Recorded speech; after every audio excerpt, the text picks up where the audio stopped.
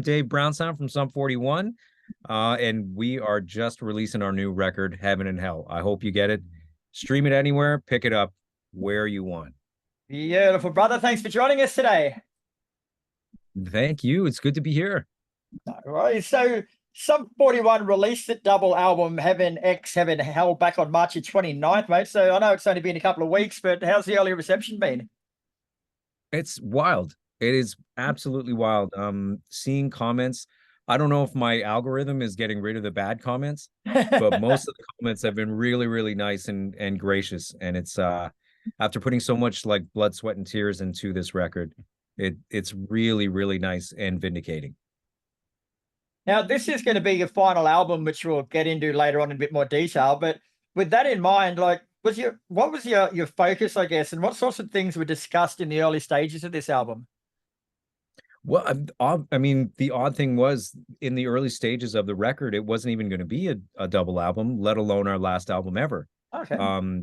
We just all kind of mentioned, every single one of us, on a phone call with Derek, that maybe we should just take all the songs we have, put them out, because there was nothing that we heard from the demos that we wanted to cut.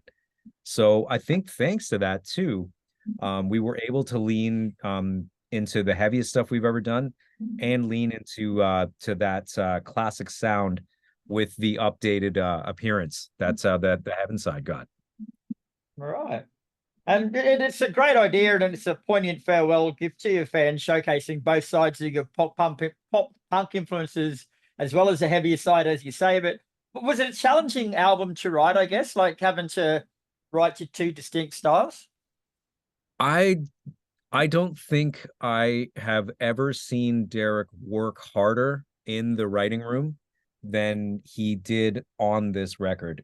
Like, I mean, it's the opus, right? So as the main songwriter, especially with his personality and his attention to detail and his need for everything to be right and done well, uh, it was just it's a mega amount of work, especially since he decided to produce, engineer, and mix it. So yeah, I'm hoping that once everything is said and done, once we kind of like turn our amps off on January 31st, that he's got somewhere hot where he can actually relax if he's capable of doing that. True, eh? Yeah.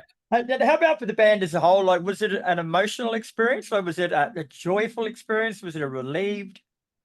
I mean, I thought I was getting fired when I found out this was going to be our last record because the email just kind of came in, but it was beautiful reasoning, and you know, for reasons that he can say himself. I mentioned one, it's just the workload has been relentless, but it just, I think we always put the same amount of effort into our records, but for some reason, once we found out this was our last, there was a lot of pressure that was taken off. Okay. Not to mention, I could just literally wake up, pour myself a cup of coffee, and come down and start working on this record every single day. It was just like, so there's a term, it's like, how much did that solo cost per minute? That just wasn't a factor. It because I just worked out of my own house and just had a blast. Just, yeah, like a little kid, like you know, like a happy version of John Hughes in The Aviator. Yeah. I just got a mental image of that. Thanks for that. Yeah, exactly right. And I noticed with the singles that you released that three of them came from heaven and only one came from hell. So was that because you thought the songs from heaven were a better overall sonic representation of your career, or was it more a radio decision, or was it coincidence? Definitely a radio decision. I mean, those were the ones that overall to the team at Rise and BMG were like, yeah, yeah, these are ones that are no-brainers. And you know, we leave the radio stuff in their hands. We give as much guidance as we can as far as what we want. But I I really do tend to agree with what they said. And we haven't had the type of push radio wise that Rise and BMG handed us. So I mean, we were just really, really happy to be back in that conversation again, to be honest. Mm. Now, this is going to put you on the spot a little bit, mate, but Yeah. which of the two is your personal favorite? So, did you favor the pop punk style album or the heavier side? Ooh, okay. You know what? So as a guitar player, I'll answer this. Yeah. The most natural way for me to play is the pop punk stuff because there's a certain swing in my wrist and my delivery that just lends itself to that style of music really, really well. I grew up as a guitar player, as a heavy metal player. So if you're talking to a guitar player that just loves getting lost in the moment, the pop punk stuff, um, to be able to champion those riffs every single night. I mean, I'm seeing some people on the heavy magazine covers right now that I'm looking at that are just like they can do that kind of stuff with their eyes closed. But for guys like me, medium talented guitar players, it takes a little more effort. So yeah. Oh, So so yeah, good the ones. ability to play those songs will feel good. Very good. Now, when you guys decided to end up the band, I guess, and make this your last album, like, why did you decide to go out with a double album instead of a world tour, or have you got that planned and you just haven't told us yet? Oh yeah, yeah. I mean, the world tour is in the works. Everything is still kind of being ironed out because we're trying the biggest places that we've ever played as a headliner. But the idea to record a double record was actually before we decided to call this our last record. So we were this was just going to be, oh, that was when they released a double record in their career. But no, I mean, it just ended up being kind of a moment where it was like, okay, well, we're about to do all this work on this record that could be our best music that we've had in a while. This is kind of a good place to go out, and instead of the comments being like, yeah, yeah, yeah, man, the band sucks. We're glad you're leaving. Um, there's a sadness around it that we share with the public. Yeah. Cool. Now, because this is probably the last chance we're going to get to speak with you, mate. Going to dive back a little bit in the history of the band, if you don't mind, for a bit. So, Yeah, of all course, of back in course. 1996. So, what was the musical climate like that gave birth to Sum 41, and where did he fit in initially?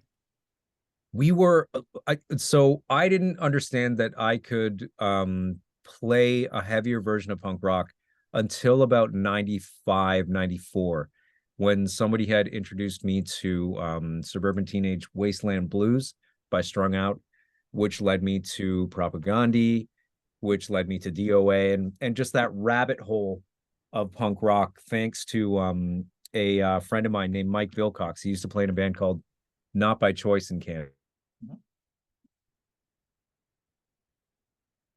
Skateboarding, punk rock, and a place where I thought the metal bands around me were accepting of me, but an elitist attitude started creeping into the scene there, and people that were just doing their best and trying their best were being shit on by people I was playing in bands with, and I hated it.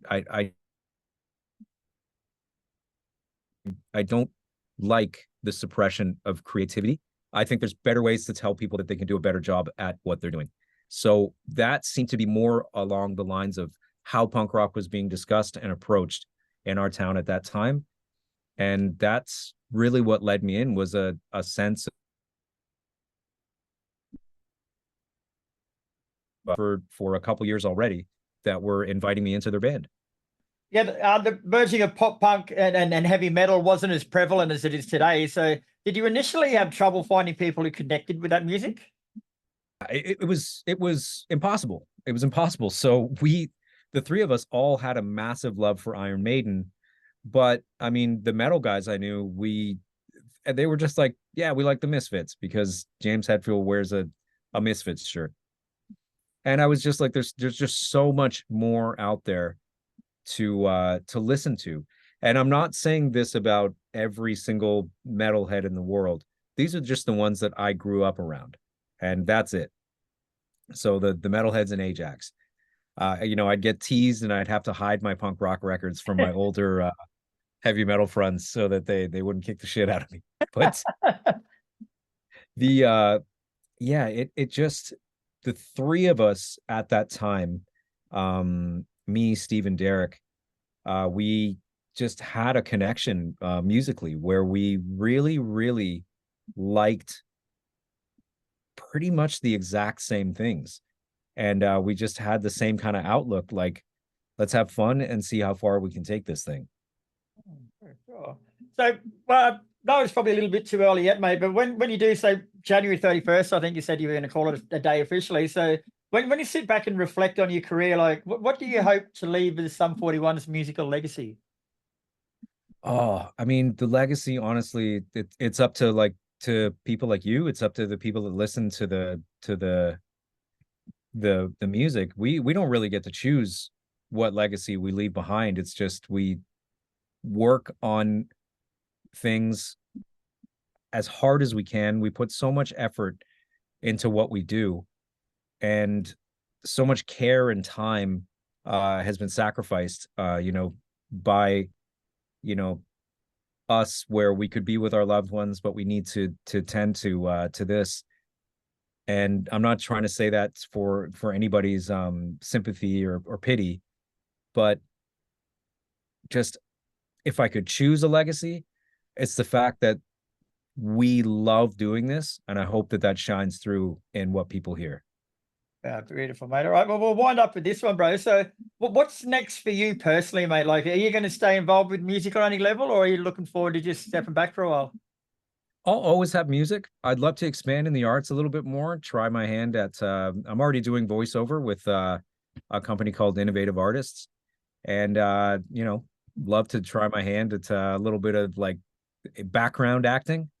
Oh, yeah. And yeah, just have fun, enjoy life, try attempt these things that completely take me out of my comfort zone. And yeah, I'm looking forward to an awkward 50s. Yeah. Well, on that note, brother, thanks very much for joining us. It's been an absolute pleasure speaking with you. That double album, Heaven Hey. Hell, is out now. And from what I gathered from that conversation, there'll be a tour announcement coming soon. So keep an eye out for it. Oh, I appreciate you taking the time. Thank you, Chris.